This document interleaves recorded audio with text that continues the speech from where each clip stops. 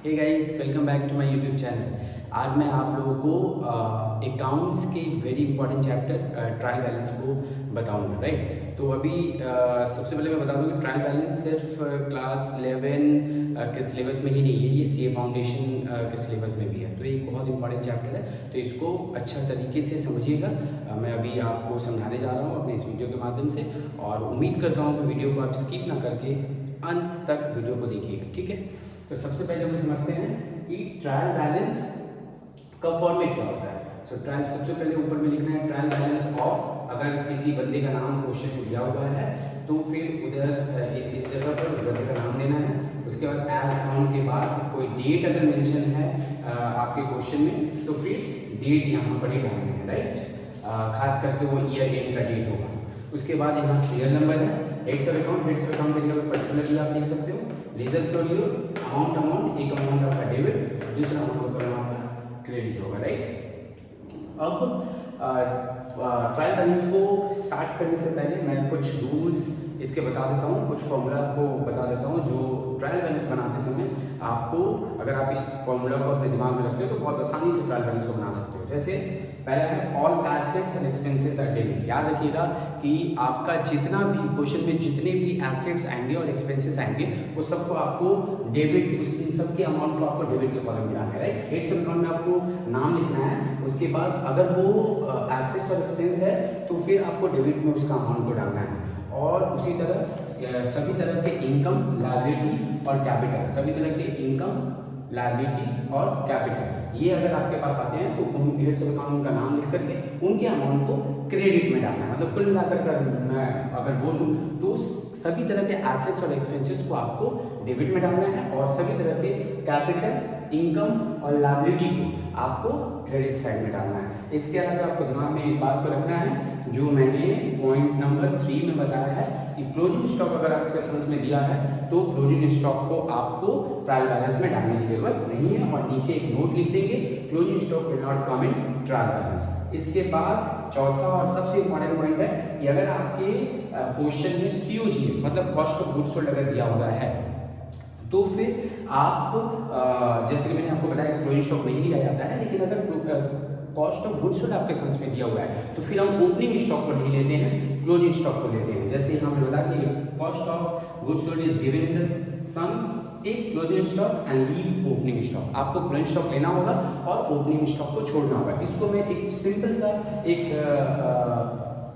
Equation आपको बताऊंगा जिससे आपको पता चलेगा कि ऐसा हम लोग क्यों करते हैं कि कॉस्ट ऑफ गुड्स सोल्ड अगर समझ में दिया हुआ है तो आपको क्लोजिंग स्टॉक को नहीं लेना। देखिए कॉस्ट ऑफ गुड्स सोल्ड का जो फॉर्मूला होता है, COGS का जो फॉर्मूला होता है opening stock plus purchase minus closing stock. ये आपका फॉर्मूला होता है, राइट। अभी आप देखिए कि अगर यदि आपके क्वेश्चन में closing stock cost of goods sold दिया हुआ है तो उस कॉस्ट ऑफ गुड्स में ऑलरेडी आपका ओपनिंग और परचेज मिला हुआ है, राइट। इसीलिए जब कॉस्ट ऑफ गुड्स सोल्ड आपको क्वेश्चन में दिया रहता है तो आपको ओपनिंग स्टॉक नहीं लेना होता है। इवन परचेज भी दिया रहेगा अगर आपको क्वेश्चन में तो उसको नहीं होना है, क्योंकि कॉस्ट ऑफ गुड्स सोल्ड में ऑलरेडी ओपनिंग स्टॉक और परचेज मिला होता है। लेकिन क्लोजिंग स्टॉक को हम लोग यहाँ माइनस करते हैं कॉस्ट ऑफ गुड्स सोल्ड में, मतलब इस कॉस्ट ऑफ गुड्स सोल्ड में क्लोजिंग स्टॉक नहीं है, इसलिए यहाँ पर क्लोजिंग स्टॉक को मेंशन करना होता है। तो कुल मिलाकर के अगर मैं बोलूँ तो आपको जब भी कॉस्ट ऑफ गुड्स सोल्ड ऐसे नॉर्मली क्लोजिंग स्टॉक को नहीं लेना है, सेंस बनाते समय में नोट लिखना है closing stock will not come in trial balance. लेकिन यदि आप आपके क्वेश्चन में कॉस्ट ऑफ गुड्स सोल्ड दिया हुआ है तो फिर आप ओपनिंग स्टॉक को नहीं लोगे और कॉस्ट ऑफ गुड्स सोल्ड और क्लोजिंग स्टॉक को लोगे, ठीक है। अभी मैंने एक सम्स यहाँ लिख रखा है, इस सम्स को जल्दी बनाते हैं और बनाने के बाद देखते हैं कि ट्रायल बैलेंस को हम लोग कैसे सॉल्व करेंगे, राइट। चलिए देखिए, जैसे यहाँ लिखा होगा prepare trial balance for the following balances as on 31 March 2023। जैसे मैंने आपको बताया था अगर नाम देगा तो यहाँ नाम मेंशन करना होगा। नाम नहीं दिया है, नेम नहीं दिया है किसी तरह का तो हम मेंशन नहीं करेंगे। डेट दिया हुआ है 31 मार्च 2023, ये ईयर एंड का डेट है, हम लोग यहाँ पे डाल देंगे 31 मार्च 2023, राइट। अब जाएंगे सम्स में और देखेंगे कि हम लोग सम्स को टैली करा पा रहे हैं कि नहीं, क्योंकि ट्रायल बैलेंस का दोनों साइड डेबिट और क्रेडिट लास्ट में जाकर के टैली होना चाहिए। एक मैजिक अमाउंट आपके पास आना चाहिए जो दोनों एक दूसरे से मैच करेगा। अगर ऐसा होता है तो आपने ट्रायल बैलेंस सही किया है। और अगर ऐसा नहीं होता है तो फिर ऐसा नहीं है कि अगर कभी ट्रायल बैलेंस मैच नहीं करता तो आप डायरेक्टली ये सोचोगे कि ट्रायल बैलेंस आपने गलत बनाया है। कभी कभी ऐसे केसेस होते हैं जहाँ ट्रायल बैलेंस मैच नहीं करता है, उस केसेस में आप सस्पेंस क्रिएट करते हो और ट्रायल बैलेंस को मैच करते हो, लेकिन किसी भी अवस्था में ट्रायल बैलेंस आपका मैच होना चाहिए। चलिए अपने सम्स को करके देखते हैं कि क्या हमारा ट्रायल बैलेंस मैच हो रहा है कि नहीं।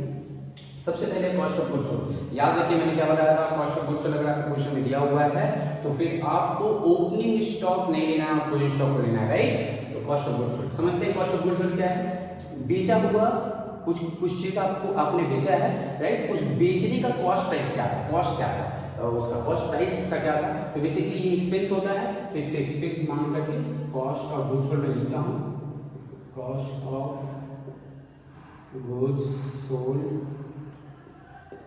कॉस्ट ऑफ गुड्स सोल्ड मैंने लिख दिया, राइट।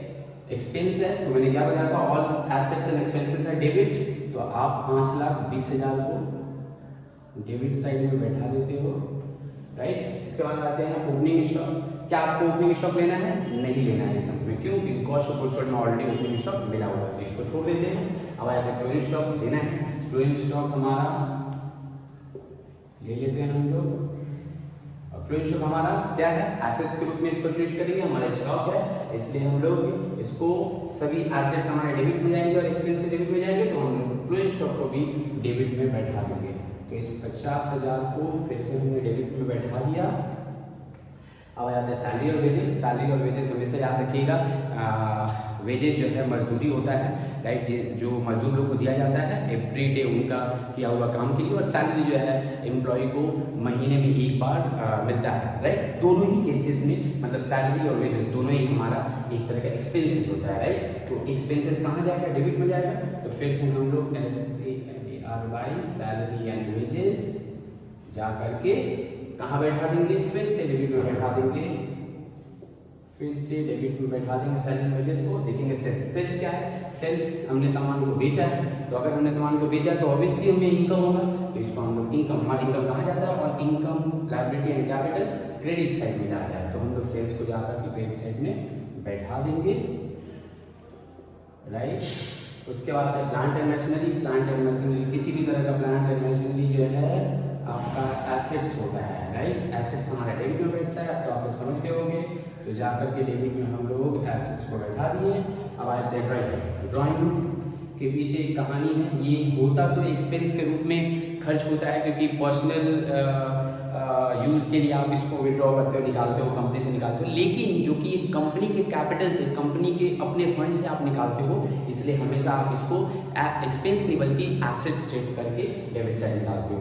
तो ये एक एसेट्स के रूप में इसको हम लोग ट्रेड करेंगे और इसको डेबिट साइड में, एसेट्स हमारे डेबिट साइड में जाता है, तो जाकर के ड्राइंग को हम लोग डेबिट साइड में बैठा देंगे, 50,000 का ड्राइंग, राइट।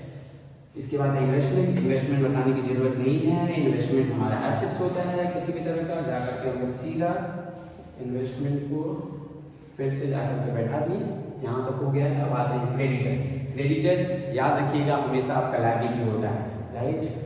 क्रेडिटर हमेशा लायबिलिटी। ऐसे भी एक लॉजिक अगर मैं आपको दूँ तो क्रेडिटर सी से स्टार्ट हो रहा है, क्रेडिट साइड में डाल दीजिएगा, लेकिन जानने के लिए, समझने के लिए हमेशा याद रखिएगा क्रेडिटर आपका लायबिलिटी होता है और लायबिलिटी क्रेडिट साइड में जाता है, इसलिए क्रेडिटर को हम लोग क्रेडिट साइड में जाकर के बैठा देंगे। क्रेडिटर का अमाउंट कितना है, 1 लाख, जाकर के 1 लाख रुपया डेबिट साइड में बैठा देंगे, राइट, ठीक है, ओके। अब लास्ट बच गया कैपिटल। कैपिटल मैंने अभी आप लोगों को बताया ही थोड़ा देर पहले, फॉर्मूला भी दिया हुआ है, और income liability and capital R credit, तो जाकर के इसको फिर से क्रेडिट साइड में बैठा दो, 4 लाख रुपए हम लोग बैठा देते हैं क्रेडिट साइड में, राइट।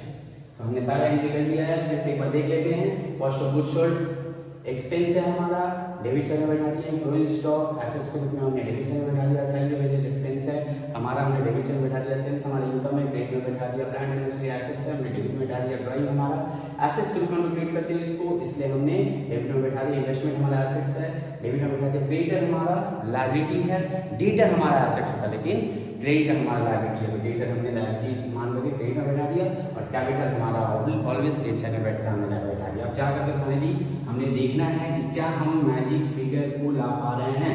अगर हमारा दोनों साइड टैली होता है तो एक मैजिक फिगर आएगा जो हमें ये बताएगा कि हमने समझ सही। ये सबसे इंटरेस्टिंग पार्ट है, एग्जाम में आपको खुद ही पता चल जाएगा कि क्या आपने ट्रायल बैलेंस सही बनाया है या नहीं। ठीक है, तो मैं कैलकुलेटर का हेल्प लेता हूँ और टैली करने का कोशिश करता हूँ इसको। तो पहले है 5,20,000 प्लस फिर 50,000 फिर 50,000, उसके बाद 2 लाख फिर 50,000 और उसके बाद लास्ट में 4,30,000, 13 लाख। तो यहाँ पर मेरे पास 13 लाख जो है एक अमाउंट आया है, 13 लाख, राइट। दूसरा अगर 13 लाख आ जाता है दैट मीन्स हम लोगों ने बिल्कुल सही बनाया। समझ को देख लेते हैं, ये 8 लाख प्लस 1 लाख प्लस 4 लाख, हाँ जी 13 लाख आ गया है, आप देख सकते हो। तो दैट मीन्स मैजिक फिगर, जिस मैजिक फिगर की हमें तलाश थी वो मैजिक फिगर आ गया है, और यहाँ पर इसका नाम हो जाएगा ग्रैंड टोटल। तो हम लोगों ने ट्रायल बैलेंस को बहुत अच्छे ढंग से टैली कर दिया। आप देख सकते हो कि हमारा दोनों साइड इक्वल आ गया, डेबिट भी 13 लाख, क्रेडिट भी 13 लाख। दैट मीन्स हम लोगों ने ट्रायल बैलेंस को बहुत अच्छे ढंग से टैली किया है और हमारा ट्रायल बैलेंस बिल्कुल सही है।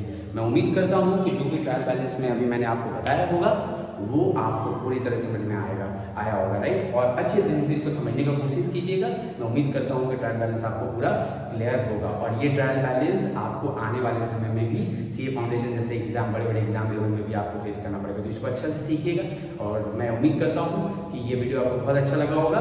और इस तरह की वीडियो के लिए मेरे चैनल को सब्सक्राइब, लाइक और शेयर करना ना भूलें। Thank you.